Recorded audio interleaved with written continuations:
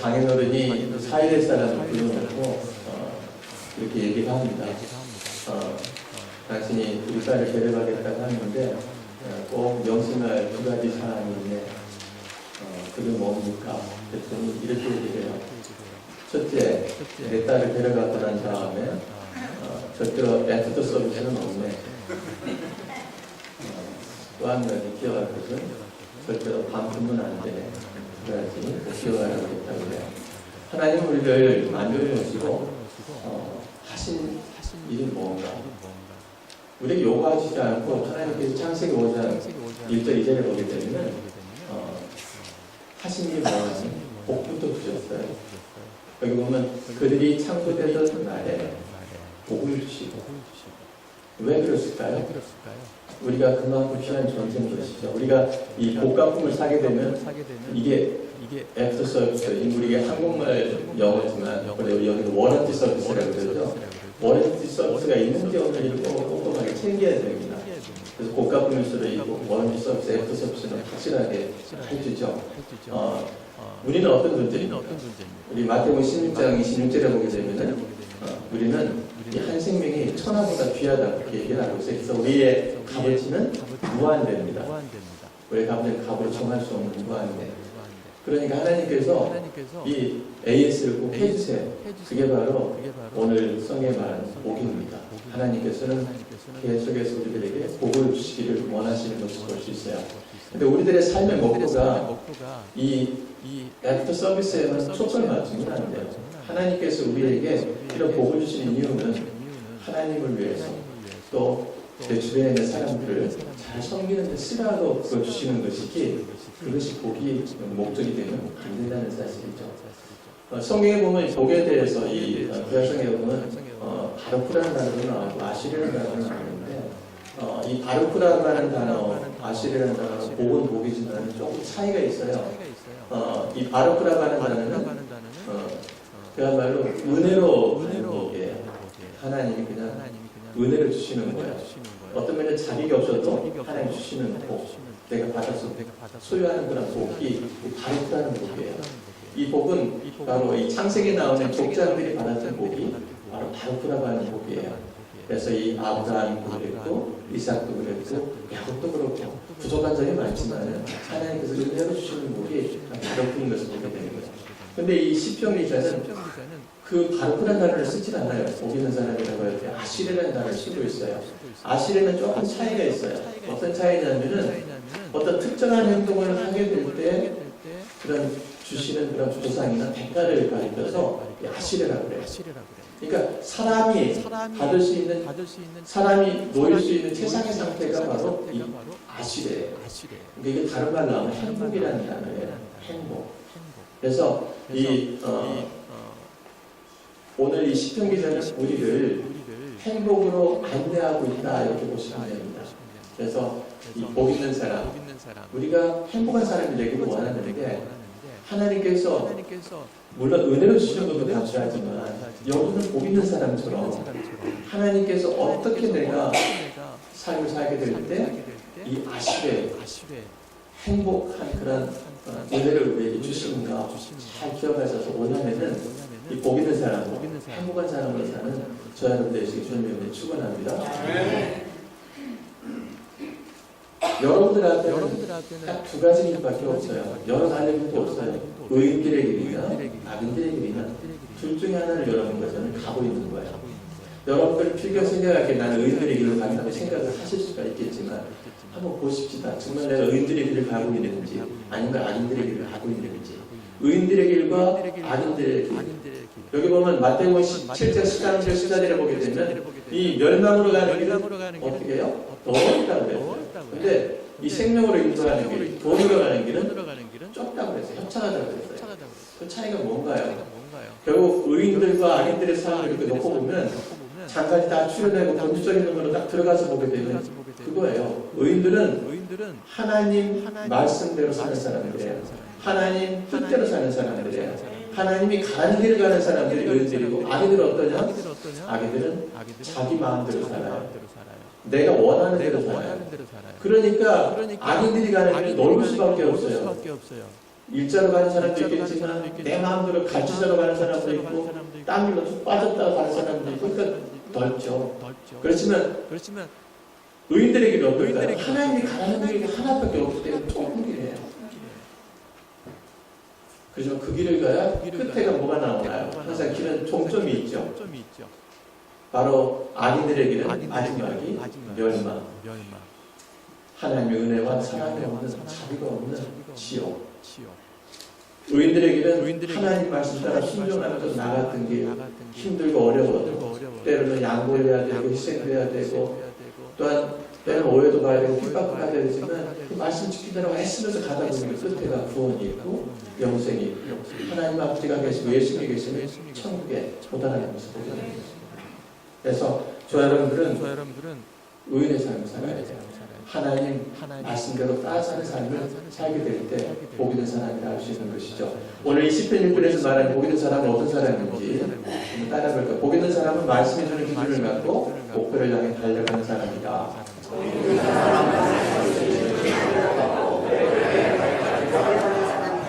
그래서 복 있는 사람이라고 하는 것은 세 가지가 아닌 사람이에요. 악인이 아니고 죄인이 아니고 오만한 자가 아닌 사람이 바로 복 있는 사람이에요.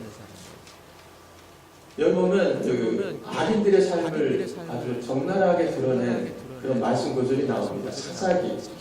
사사기에 보게 되면은 그야말로 우리가 이 세상에서 볼 수 있는 그런 일들을 이 사사기에서 종합적으로 축소해가지고 사사기 맨 마지막에 결론을 내려놓은 부분이 있어요. 사사기 21장 25절을 보면은 저들이 어떻게 했느냐 소변에 각각 그 소변에 오른 대로 행하였다. 자기가 옳다고 하는 건 그냥 하는 거예요.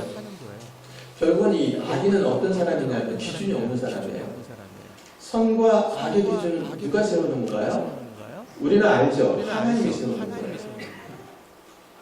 그래서 선과 악은 내 편에 있지 않아요. 하나님 편에 있어요. 하나님이 선하다 그러면 선한 거고 하나님이 악하다면 악하다는 거예요.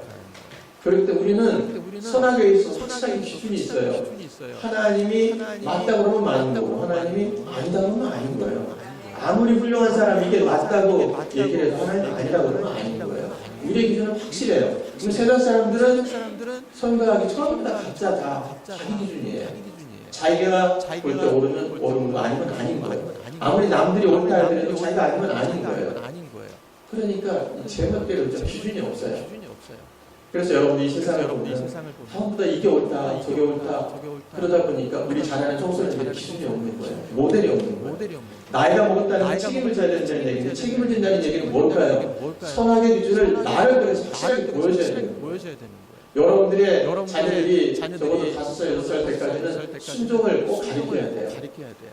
그 다음에 티네이저가 될 때까지는 다른 사람들과 게롤롱하는 법을 가르쳐줘야 돼요. 성품을 개발해야 되고 그 다음에는 저들의 삶 가운데 부모가 그 마음 중심에 하나님이 있다는 것을 저들의 가치관, 저들의 삶의 목표가 내가 있는 이 가정에서 내가 부모를 보니까 정말 하나님이 있는구나.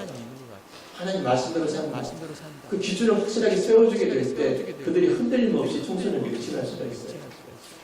근데 부모가 교회 와서 행동을 따르고 가정에 가서 행동을 따르고 말 따르고 이러면은 여기서 분명히 말씀을 들을 때는 다른 사람 비난하지 말라, 다른 사람 정죄하지 말라 그러는데 차 타고 운전대 딱 잡고 뒷좌석에 앉는 순간부터 부모로부터 말 들러오는 거예요. 아이고 오늘 그 인간 봤어? 하도 꼬락 썰냐고 이러면서부터 시작했죠. 아이고 목사님 설교도 죽 썼어 오늘. 이거 뒤에서 다 듣고 있어요. 한 말도 안 해요. 그리고 나서 저들 보고 신앙생활 잘하라, 뭐 정직하게 살아라, 바르게 살아라 하나도 듣지 않습니다. 여러분들이 기준을 세워주는 본을 보이는 사람들이 나이가 먹은 사람들이 해야 될 일인 거예요. 그래서 조금이라도 어린 사람들이 그걸 바라보고 살 수 있어야 돼요. 확실하게 내 삶 가운데 말씀이 기준이 되는 삶을 여러분들이 보여주셔야 된다는 거예요. 그게 낮은 사람들이 책임있는 거예요. 먼저 믿은 사람들이 책임있는 거예요. 그런데 악인들은 그렇게 하지 않아요. 악인들은 자기가 기준이에요. 그래서 내가 싫으면 싫은 거예요. 내가 좋으면 좋은 거예요. 우리는 그게 아니에요. 하나님이 좋으면 따라가는 거예요. 내가 싫어도 따라가는 거예요. 하나님을 싫어하면 내가 아무리 줘도 안 하는 거예요. 선악의 기준이 확실하게 하나님에 있는 사람들이 선한 사람이라고, 선인이라고 성경 얘기를 하고 있어요. 죄라는 게 뭐냐? 성경에서 보면 하마르티아라는 말을 쓰고 있는데 어떤 관역이 있을 때 관역에 화살을 쐈는데 빗나간 상태를 가지고 죄라고 그래요. 하나님께서 요거 해라 그러는데 안 하는 거예요. 원뚱한 쪽을 가는 거예요. 그럴 때 그거를 죄라고 해요. 그러니까 이 죄인들은 이 관역이 움직여요. 우리 믿는 사람들은 하나님 딱 정해준 관역에 흔들리지 않는데 세상 사람들은 그때마다 달라요. 그러니까 자기 욕심대로 움직이다 보니까 이게 목표인 것 같아서 따라가고 그러면 그게 나중에 보면 무지개처럼 무지개라는 건 저 산나무에 있어서 그거 잡으려고 가오는 또 저 산나무에 저들이 삶의 목표를 세우지만 막상 정상에 올라가면 이게 아닌데 그들이 생각하는 목표는 다 그래요. 근데 우리는 목표가 확실해요. 히브리서 12장 2절에 보게 되면 우리가 빌립보서 410절에 표 때려봐야 하는 건 사도 바울이 말씀으로 딱 무장하고 나서 표 때려야 된다는데 그 표대가 뭐냐는 거예요. 히브리서 12장 2절에 보면 믿음의 뒤요 온전하게 하시는 예수를 바랍니다. 예수가 목표예요. 우리들의 삶의 목표는 뭐인 줄 아세요? 어떤 사람이 의인인 줄 아세요? 내 안에 예수님이 주인인 줄 알아요. 내 안에 예수님이 의인으로 예수님이 내 안에 들어와 있는 사람들은 하나님이 날 보는 게 내 안에 예수님 보시고 의롭다고 해주시는 거예요. 그리고 예수님처럼 살려고 애를 쓰는 사람, 예수님의 성품을 살려고 애를 쓰는 사람, 그 사람을 하나님께서 의인이라고 불러주시는 거예요. 근데 죄인들은요, 하나님 주시는 말씀이 있는데도 그 말씀들을 안 살아요. 안 살고 자기 욕심대로 살아요. 저들에게는 목표가 없어요. 저들의 목표는 자꾸 이동해요. 근데 우리는 목표는 확실해요. 예수님의 초점을 맞췄기 때문에 흔들리지도 않아요. 우리는 그것만 확실하게 그 목표대로만 살면 하나님께서 의롭다고 해주실 거예요. 내 안에 늘 주님이 계신 것을 확인하고 주님이 원하시는 대로 삶을 살게 되면 하나님이 의롭다고 하신다는 것이죠. 또 하나는 교만한 자, 이 히브리어로는 레츠라고 하는 단어를 쓰고 있어요. 오만한 자, 레츠라고 하는 단어를 쓰고 있는데 이 레츠라는 단어에 해당되는 사람이 누구냐면 비웃는 사람이에요. 냉소하는 사람을 레츠라고 그래요. 오만한 자라고 그래요. 사람이 꼭 냉소적인 사람이 있잖아요. 뭐든지 이렇게 꼬여있는 사람들, 뭐든지 다뤄보지 못하고 뭐든지 같이 기도하지 못하고 한 번씩 꼬아야만 그래야만 삶의 의미를 찾는 그런 이상한 사람들이 있어요. 그 사람이 레츠예요. 하나님께서 그런 사람들을 오만한 자라고 해요. 그래서 이 하나님께서 말씀을 주시면 그냥 아멘하고 받으면 되는데 그 말씀을 비웃는 거예요. 말씀을 불신하면서 비웃는 거예요. 말라기 3장 15절에 보면 바로 레츠라, 바로 교만한 자의 그 모습이 나오죠. 여기 보면 뭐라고 합니까? 하나님은 겸손한 자가 복되다고 적은 거예요. 교만한 자가 복되대요. 선을 행하는 자가 번성해야 되는 것이 하나님의 말씀인데 악을 행하는 자가 번성한대요. 하나님을 시험하는 자가 화를 당할 수밖에 없고 화를 면한대요. 이렇게 하나님 말씀 왜곡되게 하나님을 비방하는 사람, 하나님 말씀에 불순종하고 하나님을 조롱하는 사람, 이런 사람들이 오만한 자예요. 여러분들이 꼭 기억할 것은 교회를 비난하는 일에 종사하지 마세요. 예수 믿는 사람을 비방하는 일에 종사하지 마세요. 그거는 오만한 자예요. 레츠예요. 여러분들은 반드시 하나님 앞에서 나는 겸손한 자라고 하나님 말씀에 순종하는 사람이에요. 그럴 때 하나님께서 우리에게 복을 주시겠다고 약속하고 있습니다. 그래서 세상 사람들은 우리를 비난할 수 있어요. 교회를 비난할 수 있어요. 근데 우리가 거기에 동조하지 마세요. 우리는 하나님의 몸된 교회를 보호해야 되고 책임질 사람들이 우리들인데 같이 교회를 비난하고 한다면 하나님 얼마나 가슴이 아플까요? 연합 침례교회를 여러분들이 감사해주고 연합 침례교회를 자랑해야 될 책임을 가진 사람이 우리들이에요. 정말 하나님께서 기뻐하는 교회는 가정과 똑같아요. 가정의 허물이 다른 사람들이 이제 오르내린다 그럴 때 그 집안을 가리켜서 우리는 뭐라고 얘기하나요? 콩가루 집안이라고 얘기해요. 집안의 허물은 그 안에서 다 덮여지는 거예요.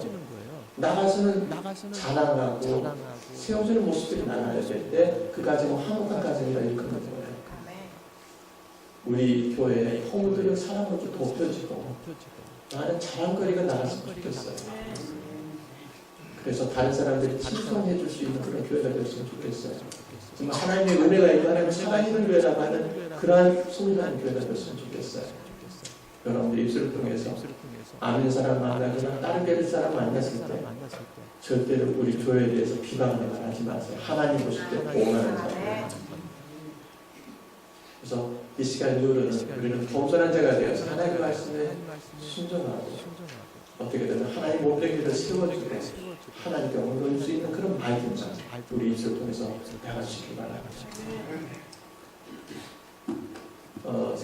두 번째로 따라합니다. 복 있는 사람은 주의 말씀을 즐거워하여 주의 영광을 묵상하는 사람이다.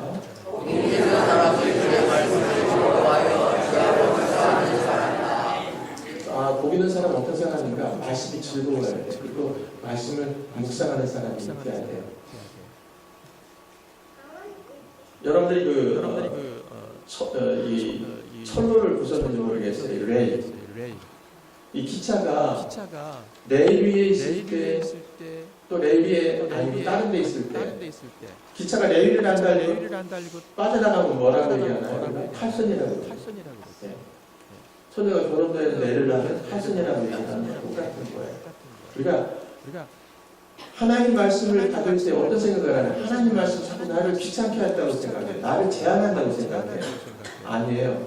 예수 믿는 사람들, 하나님 믿는 사람은 말씀대로 살고 말씀 위에 있을 때 우리는 더 빨리 달려가게 되고 갈 길을 가게 되는 거예요. 여기서 벗어나게 되면 탈선하는 거예요. 그래서 우리는 말씀을 즐거워하고 주의 묵상하는 자가 되겠습니다.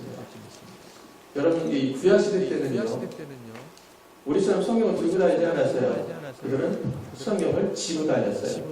왜 그럴까요? 양피지에다가 이 성경을 썼는데 두껍잖아요. 이걸 뚫뚫뚫 말아가지고 무게가 상당하거든요. 그러니까 지고 다닐 수밖에 없었어요. 그렇다고 가정마다 성경이 있었냐? 아니죠. 성경은 성전이나 회당에밖에 없었어요. 그리고 아무 때나 성경에서 볼 수 있느냐? 들을 수 있느냐? 아니에요. 회당에서 성전에서 제사드리거나 저들이 모임을 가졌을 때 제사장이나 랍비가 이를 읽을 때 저들이 듣는 거예요. 그러니까 성경이 필요하니까 말씀을 듣기만 하면 그냥 외우는 거예요. 외우는 거예요. 그래서 가슴속에 다 담아놓고 일주일 내내 그 말씀을 묵상하는 거예요. 그럼 초대교회는 어땠습니까? 초대교회도 마찬가지죠. 초대교회도 성경개혁이 마찬가지죠. 오늘처럼 인쇄 찍어낸 성경책이 없었죠. 그러니까 저들도 똑같이 같이 모여서 설교할 때만 말씀을 들을 수가 있는 거예요. 그러니까 말씀을 들을 때 초롱초롱한 눈, 말씀 한 글자도 안 잃어버리려고 놓치지 않으려고 가슴에 다 담아서 집중해서 그리고 다시 계속 떠올리고 묵상하는 거예요. 근데 우리는 어떻습니까? 우리는 들고 다니는 성경이 수강한 거아니에요. 초대교회나 구약의 그런 성경들을 어땠습니까? 바로 이 가슴에 담아두는, 마음에 담아두는 이 말씀에 익숙해졌어요. 우리는 들고 다니는 성경, 요즘은 들고 다니기도 잘 않죠. 요즘 후딱교회들이 많다고 그래요. 후딱. 그다음 탁. 무슨 말인지 알죠? 일주일 내내 그냥 어디다 처박아 놓으면 먼지가 쌓이잖아요. 그럼 찾아가지고 탁하고 먼지 한번 풀고 그 다음 탁하게 친 다음에 오는다는 그런 의미가 있는데 그나마도 그런 사람은 감사하죠. 어떤 사람은 성경을 안 들고 와요. 성경 어딨냐 그러면 스마트폰 꺼내서 여기 있어요. 그리고 또 어떤 그냥 안전한 데는 요트입니다. 요트는 구조가 이렇게 생겼어요. 이 카율이라고 하는 그 요트의 구조가 이렇게 생겼어요. 위에 도치 달렸죠? 그 날렸던 몸매의 그런 몸체가 있죠. 밑에 킬이라고 하는 KEEL이라고 하는 용골이 달렸습니다. 그 맨 밑에 달린 게 밸러스트라고 하는 이 배가 뒤집어도 다시 제자리로 돌아올 수 있게 만드는 그런 추 같은 역할을 하는데 이 추가 자동화된 사폰이에요.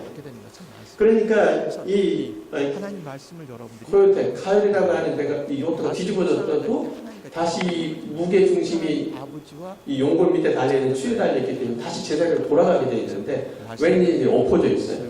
왜 그런가 보니까 용골에 달려있던 이 밸러스트가 없어져 버렸어요. 복 있는 사람은 모든 그래서 이것을 조사한 사람들의 결론은 어떻게 났느냐? 이 마이클 플랜트라는 사람이 기자는 모든 일이 다 형통하다고 그래요. 배 이 사람의 눈에 띄는 모습에만 집중하고 거기에만 관심을 이 갖는다. 시편에 보면은 돛도 너무 멋있게 만들어 놓고 몸체도 날렵하게 요트를 제작을 했어요. 최신 무선 장비까지 갖췄어요.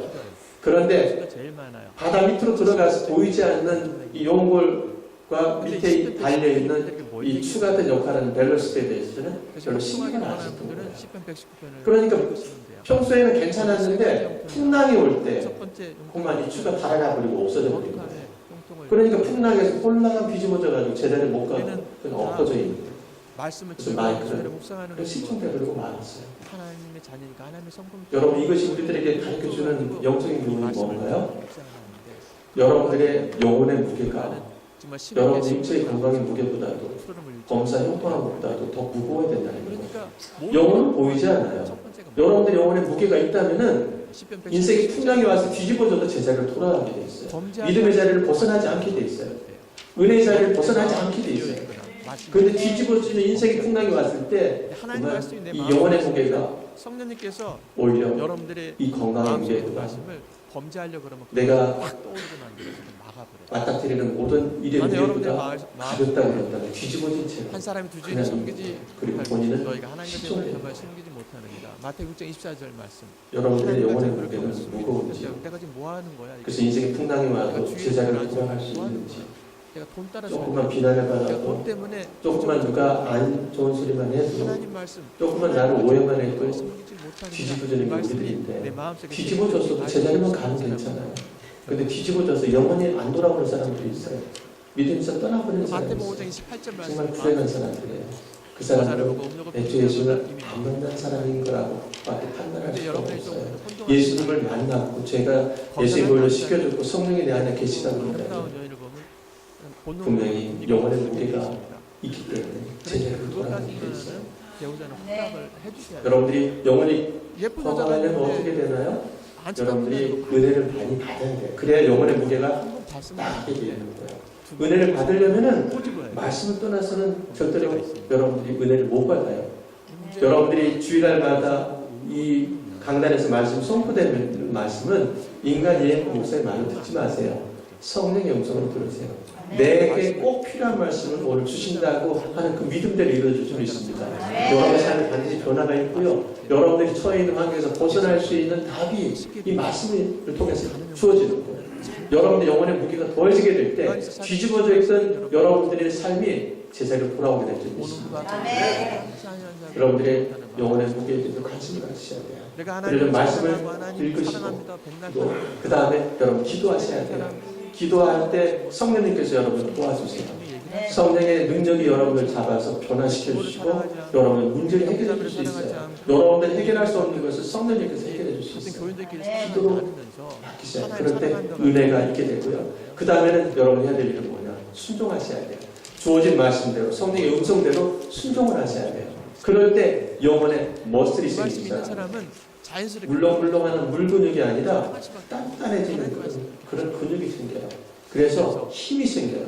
그래서 악령들이 나에게 도전해오고 시험에 와도 이겨낼 수 있는 사람이 되는 거예요. 그래서 세 번째 우리는 싸워서 이길 수 있는 사람이 되는 거예요. 마귀들이 도전해와도 겁낼 필요가 없어요. 우리에게는 힘이 있어요. 하나님의 주신 은혜가 있어요. 분명히 이겨낼 줄 믿으시기 바랍니다. 그래서 영혼이 건강한 사람이 되어서 하나님을 기뻐하시는 사람이 되기를 원합니다. 하나님 한 분만으로, 예수님 한 분만으로 만족하고 기뻐하고 감사하는 사람이 되시기 바라요. 그리고 여러분이 건강하고 행동할 때 그때 워닝 사인이 들어옵니다. 세상으로 가지 않도록 주일날 예배드리고 말씀 읽고 말씀에 순종하고 여러분 기도하는 시간보다도 세상이 더 좋다고 그런다면 여러분들은 벌써 빨간불이 들어왔어요. 여러분의 인생의 풍랑 반드시 이겨낼 수 있어요. 제대로 돌아갈 수 있어요. 영혼이 건강하기 때문에 은혜를 받으시고 순종하시고 그런 악의 세력들과 싸워서 이길 수 있는 저와 여러분이 꼭 되시기 바랍니다.